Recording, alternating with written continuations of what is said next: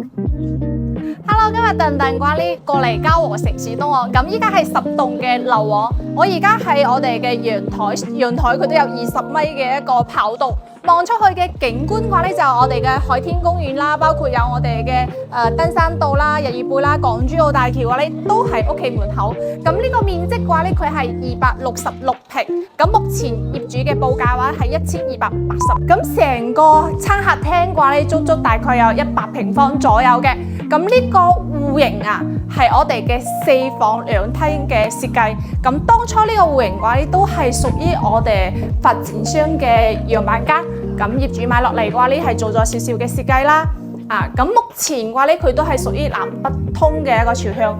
如果你而家嘅話呢，喺度關注緊我哋情侶路嘅海景房嘅話呢，咁呢個位置嘅話呢，你一定要過嚟睇下。咁呢度都係我哋珠海嘅老前嘅選擇，咁呢個景觀自然係冇辦法去複製嘅。如果你中意呢個位置嘅話，你不妨滴滴等等。